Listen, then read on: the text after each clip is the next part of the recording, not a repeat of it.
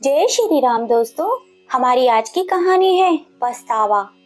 पत्नी की बीमारी से परेशान आज 70 वर्षीय राम प्रकाश जी अपने कमरे में गुमसुम से बैठे हुए थे और लगातार बिस्तर पर लेटी अपनी जीवन संगिनी जानकी जी को निहारते जा रहे थे।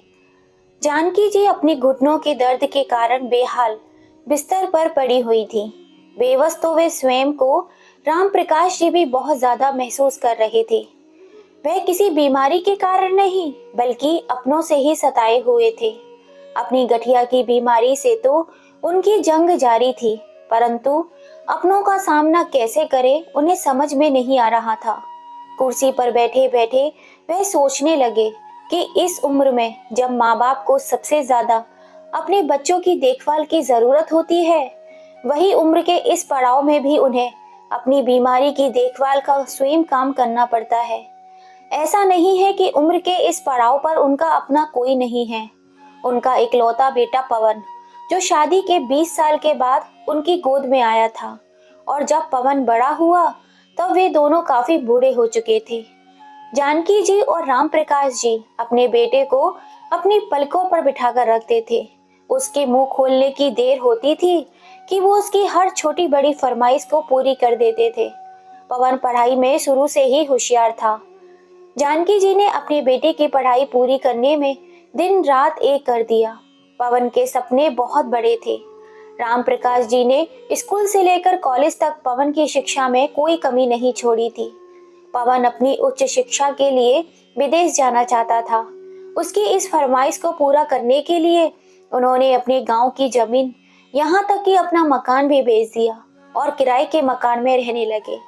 अपने बेटे की शिक्षा पूरी करने के लिए उन्होंने अपनी सारी जमीन जायदाद सब कुछ दांव पर लगा दिया था। राम प्रकाश जी अपने अतीत के पन्नों में सोच रहे थे कि उनका मित्र उन्हें सलाह दिया करता था कि राम प्रकाश, कुछ अपने बुढ़ापे के लिए भी बचा कर रख, सब कुछ अपने बेटे पर ही मत लुटा रहा। बुढ़ापे में तेरे और भाभी के पास फिर क्या बचेगा। लेकिन बेटे की ख्वाहिशों के आगे उन्होंने कभी अपने मित्र की बात तक नहीं सुनी। राम प्रकाश जी हमेशा अपने मित्र से कहा करते थे, मेरा बेटा ही मेरी असली पूंजी है, वो मेरा अभिमान है जो मुझे कभी झुकने नहीं देगा। यह कहते हुए राम प्रकाश जी का सर गर्व से ऊंचा हो जाता था।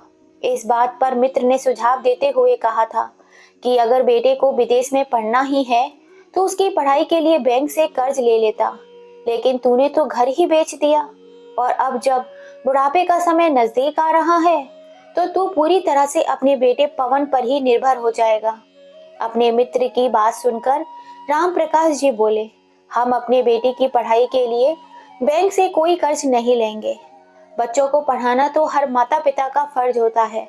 अगर बच्चे खुद ही चुकाएंगे तो उन्हें लगेगा कि उनके माता पिता ने उनकी पढ़ाई के लिए कुछ नहीं किया।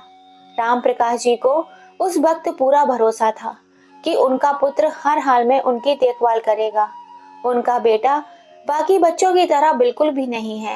राम प्रकाश जी हमेशा कहते थे, मुझे अपने बेटे पर पूरा भरोसा है। पवन विदेश से पढ़ाई पूरी करके अपने देश, अपने माँ बाप के पास वापस लौट आया। वह भारतीय लड़की से ही शादी करना चाहता था। जानकी जी ने अपने बेटे की शादी उसकी पसंद की लड़की शरिता से करवा दी। पवन ने भी अपना परिवार बसा लिया। आज वह एक मल्टीनेशनल कंपनी में बहुत ही ऊंची पोस्ट पर था। अपनी कमाई से उसने बहुत ही जल्दी एक मकान भी खरीद लिया और वहीं अपने माँ बाबूजी और पति के साथ रहने लगा। लेकिन फिर से विदेश जाना चाहता था और वहीं रहकर अपनी बाकी की जिंदगी बिताना चाहता था। अतीत में खोए राम प्रकाश जी अचानक अपने बेटे बहू की बातचीत की आवाज से वर्तमान में आ जाते हैं। सरिता, जरा सामान पैक हो गया ना? ध्यान रखना कुछ छूट ना जाए। माँ बाबूजी के गर्म कपड़े जरूर रख देना, और खाने के बाद माँ जो दवाई खाती है वह तो बिल्कुल भी मत भूलना। अरे पवन, तुम बिल्कुल भी चिंता मत करो। तुम्हारे माँ बाबूजी की एक एक चीज बड़ी ही ध्यान से रखी है मैंने, और वैसे भी अगर कुछ छूट भी गया तो वे लोग वहीं से मंगवा लेंगे, और फिर वहां पर उनकी उम्र के अन्य लोग भी तो होंगे। अगर उन्हें कोई चीज की जरूरत होगी, माँ बाबूजी उनसे मांग लेंगे। तुम बिना बात की चिंता क्यों कर रहे हो? वहां उन्हें कोई तकलीफ नहीं होने वाली। सरिता पवन को चिंतित होता देखकर बोली, ठीक है, हम कल सुबह ही इन्हें छोड़ कर आएंगे, और वैसे भी 7 दिन बाद ही तो हमारी फ्लाइट है। उससे पहले हमें घर का फर्नीचर और बाकी का सारा सामान भी तो बेचना है। इस काम को करने के लिए भी तो हमें समय चाहिए। राम प्रकाश जी अपने कमरे में बैठे बैठे बहू की सारी बातें दिल पर पत्थर रखकर सुनते जा रहे थे। यह बातें सुनकर उनका दिल बैठा जा रहा था। हालांकि सरिता सुगढ़ गृहिणी थी और घर को बहुत ही अच्छे से संभाल रखा था, लेकिन उसकी नजरों में हर पल उसके बूढ़े सास ससुर खटकते रहते थे। उनके कारण वह हमेशा परेशान रहती थी और कहती थी, अभी कुछ समय हुआ है हमारी शादी को, और अभी से मुझ पर पूरे घर का बोझ लाद दिया गया। तुम लोगों ने दिन रात मुझे तुम्हारे बूढ़े माँ बाप की सेवा करनी पड़ती है। तुमसे शादी करके मेरी जिंदगी तो बिल्कुल नर्क बन चुकी है। पवन उसे हमेशा समझाने की कोशिश करता तो वो उस पर ही भड़क जाया करती थी। आपको क्या पता, आप तो दिन भर घर से बाहर रहते हो। थोड़ी थोड़ी देर बाद आपके बाबूजी को और आपकी अम्मा को खास तौर पर बना हुआ हल्का फुल्का भोजन चाहिए, कभी खिचड़ी तो कभी दलिया, और पता नहीं क्या क्या डिमांड करते हैं। तो कभी उनकी दवाइयों का ध्यान रखो। मैं तो तंग आ चुकी हूँ इस जिंदगी से। मेरी अपनी भी कोई जिंदगी है या नहीं? मुझे तो ऐसा लगता है मैं तुम्हारी पत्नी बनकर नहीं, बल्कि तुम्हारे माँ बाबूजी की नौकरानी बनकर आई हूँ। इस रोज रोज की बहस से भी पवन बहुत परेशान हो चुका था। एक दिन जब सरिता के मायके में शादी थी और उसे अपने पति पवन के साथ वहां जाना था, सरिता ने बड़े उत्साह से अपने लिए एक नई साड़ी खरीदी और शादी में जाने की तैयारी करने लगी। लेकिन शादी वाले दिन जैसे ही तैयार होने के लिए वह ब्यूटी पार्लर जाने लगी तो पवन ने उससे यह कहकर रोक दिया कि पहले माँ बाबूजी के लिए खाना बना दो और उनकी दवाई निकाल कर रख दो, फिर चली जाना तुम। लेकिन इतना सारा काम करने के बाद यदि मैं ब्यूटी पार्लर जाऊंगी तो तैयार होकर शादी में किस समय पहुंचूंगी? तब तक तो बहुत देर हो जाएगी। इन सब कामों में 1 घंटा निकल जाएगा। तुम उनके लिए बाहर से खाना ऑर्डर क्यों नहीं कर देते हो? तब तक मैं तैयार होकर आती हूँ, सरिता ने कहा। तो पवन बोला, सरिता, मेरे माँ बाबूजी इस उम्र में बाहर का खाना नहीं खा सकते, तुम्हें पता तो है। फिर उनकी तबीयत खराब हो जाएगी। हम लोग शादी में थोड़ा लेट चले जाएंगे, कोई फर्क नहीं पड़ता, पवन ने कहा। तो सरिता तुनक कर बोली, मेरे मायके में शादी है इसलिए तुम्हें कोई उत्साह नहीं है। मेरी तो जिंदगी ही खराब हो गई है तुमसे शादी करके। अब मुझे किसी की शादी में नहीं जाना है। मुझे तो लगता है कि यहाँ मैं तुम्हारी पत्नी बनकर नहीं, तुम्हारी अम्मा बाबूजी की नर्स बनकर आई हूँ। क्या केवल अपनी मामा बाबूजी की सेवा करवाने के लिए तुमने मुझसे शादी की थी? अपनी बहू की जली कटी ये बातें सुनकर राम प्रकाश जी और जानकी जी को बहुत दुख होता है और वह सोचते हैं कि बुढ़ापे में एक इंसान कितना लाचार हो जाता है कि अपने बच्चों से कुछ नहीं कह पाता। उस दिन सरिता सचमुच शादी में नहीं गई और रूठ कर बैठ गई। पूरे घर में सन्नाटा पसरा हुआ था। सरिता ने खाना भी नहीं बनाया। फिर पवन ने उसको मनाने की बहुत कोशिश की, लेकिन वह मानने को भी बिल्कुल तैयार नहीं थी। तुम अपने माँ बाबूजी को किसी भी वृद्ध आश्रम में क्यों नहीं छोड़ देते हो? वह गुस्से में बोली। तो पवन भड़क गया, यह तुम क्या कह रही हो? मैं ही तो उनका एकमात्र जीने का सहारा हूँ। बीमार, लाचार अपने बूढ़े माँ बाप को तुम मुझे छोड़ने के लिए कह रही हो? भला कोई बेटा कभी ऐसा कैसे कर सकता है? यह समाज, पड़ोसी और रिश्तेदार भला क्या कहेंगे? तुम्हें सब लोगों की पड़ी है, पड़ोसियों की, रिश्तेदारों की चिंता है, लेकिन तुमने जिससे शादी करके लाए हो कभी उसके बारे में भी सोचा है? शादी के बाद हम कहीं घूमने तक नहीं गए, किसी रिश्तेदार के यहाँ भी नहीं गए। मुझे बताओ, कभी तुम मुझे फिल्म दिखाने भी ले गए हो? बस जब से ब्याह कर आई हूँ बस तुम्हारे अम्मा बाबूजी की सेवा ही कर रही हूँ। अब और बर्दाश्त नहीं होता मुझसे। मुझे उन दोनों बुढ़े बुढ़िया से अब मुक्ति चाहिए। नहीं तो संभालो अपने घर को, मैं जा रही हूँ अपने मायके, और याद रखना फिर कभी मैं वापस नहीं आऊंगी। सरिता की बातें सुनकर पवन चुप हो गया। उससे कुछ कहते हुए नहीं बन पा रहा था। फिर सरिता बोली, एक काम क्यों नहीं करते तुम विदेश में नौकरी ढूंढ लो और तुम्हारी नौकरी मिलते ही हम दोनों वहां चले जाएंगे। तब तक हम इन दोनों के लिए कहीं और रहने का दूसरा इंतजाम कर लेते हैं। सरिता अपने विचार बताते हुए मुस्कुराने लगी। अगले ही दिन हमेशा की तरह पवन अपने ऑफिस चला गया और मेल पर आया मैसेज चेक किया तो उसकी आंखों में चमक आ गई और खुशी से झूम उठा। उसने तुरंत सरिता को फोन करके बताया, सरिता, मेरी विदेश में बहुत ही अच्छी नौकरी लग गई है। कंपनी वाले बहुत बड़ा पैकेज दे रहे हैं। अब हमारे सारे सपने पूरे हो जाएंगे। पवन ने यह खुशखबरी जब सरिता को दी तो उसका चेहरा खिल उठा। वह यह सोचकर खुश थी कि अब उसे अपने सास ससुर की सेवा करने से मुक्ति मिल जाएगी। अब वह अपना जीवन स्वतंत्रता के साथ जी पाएगी और जो चाहे वो कर पाएगी। शाम के समय पवन अपनी नौकरी लगने की खुशी में एक मिठाई का डिब्बा घर लेकर आया। जैसे ही अपने माँ बाबूजी के कमरे में गया तो देखा कि पिताजी कमरे में नहीं थे, शायद बाथरूम में गए होंगे। और उसकी माँ जोर जोर से खांस रही थी और धीरे धीरे उठकर अपने पास रखी बोतल में से गिलास में पानी डालने की कोशिश कर रही थी। पानी पीते पीते थोड़ा सा पानी उनके गालों पर गिर गया और बाकी का पानी उनके कपड़ों पर गिर गया। पवन जानता था कि उसकी माँ की उम्र अधिक होने के कारण उसके हाथ पानी पीते वक्त कांप जाते हैं। यह देखकर पवन बोला, माँ, जब इतनी ज्यादा खांसी आ रही थी तो सरिता से गर्म पानी क्यों नहीं मांग लिया। जानकी जी मन ही मन सोचने लगी कि पहले ही उसका पारा हम लोगों पर चढ़ा हुआ रहता है और अगर मैं गर्म पानी भी मांग लेती तो वह गुस्से में आग बबूला हो जाती। लेकिन बेटा, बहू में झगड़ा ना हो, यही सोचकर जानकी जी हमेशा चुप रह गईं। फिर पंखे की तरफ देखते हुए बोली, बेटा, कल रात को हम लोग बिल्कुल सो नहीं पाए। यह पंखा बहुत आवाज कर रहा है, ना जाने क्या हो गया।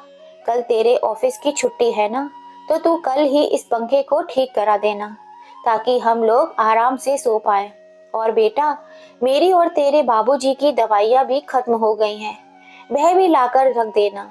अपनी माँ की हालत देखकर पवन परेशान हो गया। उसे समझ में नहीं आ रहा था कि जो विदेश में नौकरी की खुशखबरी लेकर वह आया था वह अपनी माँ को कैसे बताए। उसके मुंह से शब्द ही नहीं निकल पा रहे थे। इतने में सरिता कमरे में आई और बोली, माँ जी, आपको जो दवाइयाँ मंगवानी है 1 महीने की इकट्ठी ही मंगवा लीजिए और अब यह पंखा ठीक करवाने की कोई जरूरत नहीं पड़ेगी। बहू की बात सुनकर जानकी जी हैरान रह गईं।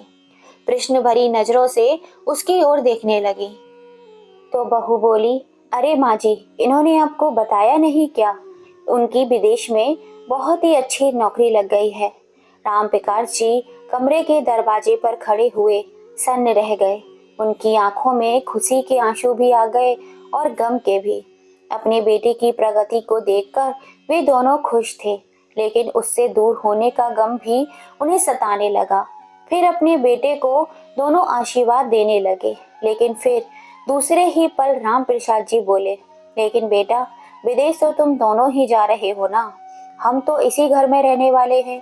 तो बहू ने ऐसा क्यों कहा कि अब पंखा ठीक कराने की जरूरत नहीं है? उनकी बात सुनकर जानकी जी बोली, अरे आप भी कमाल करते हो। जब बेटा बहू दोनों विदेश जा रहे हैं तो हम लोगों को क्या यहीं छोड़कर जाएंगे? हमारा बेटा हमारा इकलौता सहारा है, हमें भी तो वह अपने साथ ही लेकर जाएगा ना। यह बात भी आपको खुलकर समझानी पड़ेगी। इतना सुनते ही पवन के चेहरे के भाव कहीं गायब ही हो गए। उसके माथे से पसीना छूटने लगा और सामने खड़ी सरिता उसे आंखों ही आंखों में इशारे करने लगी कि उन्हें आश्रम भेजने के बारे में बता दे। लेकिन पवन को अपनी बात कहने के लिए शब्द ही नहीं मिल पा रहे थे। उधर राम प्रकाश जी अपने बेटे बहू की चुप्पी देखकर तुरंत समझ गए कि उन दोनों के दिमाग में क्या चल रहा है। वो, बाबूजी, मैं ये कह रहा था कि अगर आप दोनों। अभी पवन झिझकते हुए अपनी बात कर ही रहा था कि उसकी बात काटते हुए सरिता बोली, अरे तो इसमें इतना घबराने वाली क्या बात है? साफ साफ बता दीजिए इन दोनों को कि अब व्रत आश्रम में रहना होगा। यह बात सुनकर जानकी जी और राम प्रकाश जी को एक झटका सा लगा। जानकी जी को तो ऐसा महसूस हुआ कि वह केवल एक बेजान शरीर है, उनके अंदर से आत्मा किसी ने निकाल ली हो। उनका मन तो कर रहा था कि वे चीख चीख कर रो पड़े, लेकिन वह ऐसा करके अपनी बेटे और बहू के रंग में भंग नहीं डालना चाहती थी। अपनी पत्नी की व्यवस्था को समझते हुए राम प्रकाश जी ने उनके कंधे पर हाथ रखकर उन्हें धीरज बंधाया। फिर अपने आंसू छुपाते हुए रोंदे स्वर में अपने बेटे को बोले, अगर बेटा तुम विदेश तुम दोनों जा रहे हो तो हमें वृद्धाश्रम भेजने की क्या जरूरत है। हम इसी घर में जैसे तैसे रह लेंगे। मैं अभी इतना सक्षम हूँ कि तुम्हारी माँ का ध्यान रख सकूं, लेकिन पिताजी वहां जाने के लिए हमें यह मकान बेचना ही होगा। विदेश में छोटे से मकान का किराया भी बहुत ज्यादा होता है, इसीलिए इस मकान को बेचकर जो पैसा मिलेगा उस पैसे से हम विदेश में जाकर अपना एक मकान खरीद लेंगे। लेकिन आप लोग चिंता मत कीजिए, आप लोगों की जिम्मेदारी हमारी है। हमने आप लोगों का बहुत अच्छे से इंतजाम कर दिया है, वहां आपको किसी भी चीज की कोई कमी नहीं होगी। इतना कहकर बेटा उनके कमरे से चला गया। अपने बेटे बहू की बातें जानकी जी और राम प्रकाश जी को अंदर तक झकझोर कर रख देती हैं। राम प्रकाश जी कहने लगे, अपने माता पिता को वृद्धाश्रम में छोड़कर इतनी अच्छी तरह से अपनी जिम्मेदारी निभा रहा है हमारा बेटा। हमारे जीते जी हमसे हमारा ठिकाना ही छीन लिया। विश्वास नहीं हो रहा, जिस बेटे के लिए हमने अपनी सारी जमा पूंजी खर्च कर दी, आज वही बेटा हमें बेघर कर रहा है। इस पर जानकी जी रोते हुए बोली, ऐसे बेटे से तो हमारी सोनी गोद ही रहती तो ज्यादा अच्छा था। एक बार कम से कम एक बार तो कह दिया होता, माँ बाबूजी आप भी हमारे साथ चलो, बुढ़ापे में आप हमारे साथ ही रहो। लेकिन उसे तो अपना भविष्य बनाना है, फिर चाहे उसके लिए उसे अपने माँ बाप की कुर्बानी क्यों न देनी पड़े। अपने बेटे बहू की बातें सुनकर राम प्रकाश जी और जानकी जी को एहसास हो चुका था कि उम्र के इसमें बूढ़ी आंखों को बहुत कुछ देखना बाकी रह गया है। पवन और सरिता को विदेश जाने में केवल 7 दिन ही बाकी थे और सरिता ने जाने के लिए पैकिंग शुरू कर दी थी। घर का सामान निकालते हुए सरिता बोली, माँ जी आपने घर में कितना कितना सामान इकट्ठा कर कर रखा हुआ है, इतना सामान बेचने में तो बहुत समय लगेगा। यह सुनकर जानकी जी बोली, बहू यह कबाड़ नहीं है, यह मेरे इतने सालों की गृहस्थी का सामान है।